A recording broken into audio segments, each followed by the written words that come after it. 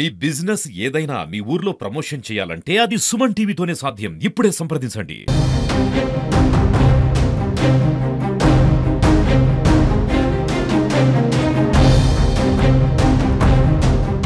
విశాఖ విమానాశ్రయంలో అయితే ఒక పండగ వాతావరణం కనిపిస్తుంది. నేపాల్ నుంచి వచ్చిన తెలుగు వారితో అయితే విశాఖ విమానాశ్రయం అంతా కూడా నిండిపోయిన పరిస్థితి అయితే మనకి కనిపిస్తుంది. మనతో పాటు ఇక్కడ మనం చూడొచ్చు నేపాల్ నుంచి వచ్చిన అందరూ కూడా మనతో ఉన్నారు. అమ్మ చెప్పండి, మీ పేరేంటమ్మా? ఏంటి పరిస్థితి అమ్మ, అక్కడ ఎలా ఉంది? ఎప్పుడు వెళ్ళారు? ఎన్ని రోజులు ఉన్నారు? ఏంటి పరిస్థితి? బయలుదేరాము. ఇక్కడ మేము అక్కడికి వెళ్ళాము. దర్శనాలు అన్ని అయితే రిటర్న్ ఇంకో దేవుడి దగ్గరికి వెళ్దాం అనేటప్పుడు ఇలా కాల్పులు జరిగాయి, బంద్ జరిగింది. మేము అక్కడ సిక్కెట్టిపోయాము. సిక్కెట్టిపోతే ఇంక మేము వస్తామా రామా, మా ప్రాణాల మీదే మాకు ఆశ లేదు. దాగున్నాం తలుపులు వేసుకొని ఒక అట్లా ప్రతిమని. ఈ లోపు వచ్చి లోకేష్ బాబుకి మెసేజ్లు ఇవన్నీ పెట్టి మాట్లాడటం అన్నీ జరుగుతుంది. మీకు ఏం ప్రాబ్లం లేదు, మేము ఉన్నాము, మా ప్రభుత్వం నేను ఆదుకుంటాము, మీకు ప్లేట్ వేరేగా మేము ఏర్పాటు చేస్తాము, మీ ఇళ్ళకి మేము చక్కగానే మేము పంపిస్తాము అనేసి మాట ఇచ్చారు. అలాగా మాట ప్రకారంగా సార్ మాత్రం మా ఇంటికి మాకు చక్కగానే దిగబెడుతున్నారు.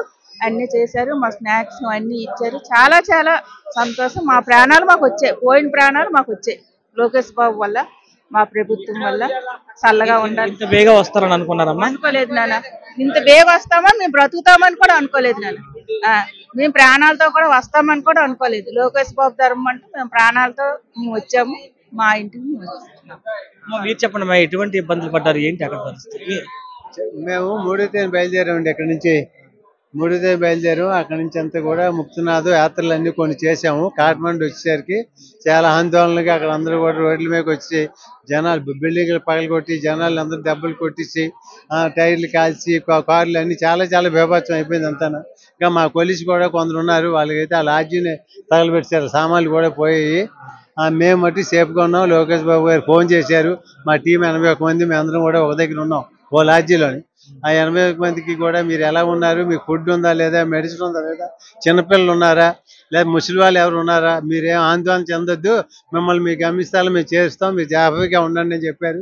ఆయన చాలా కొందరు చంద్రబాబు నాయుడు గారికి, లోకేష్ బాబుకి, అచ్చెన్నాయుడు, రామ్మోహన్ నాయుడు గారికి అందరూ కూడా మా తాలూకు కృతజ్ఞతలు తెలియపరుస్తున్నాం. మేము చాలా హ్యాపీగా అరేంజ్ చేశారు.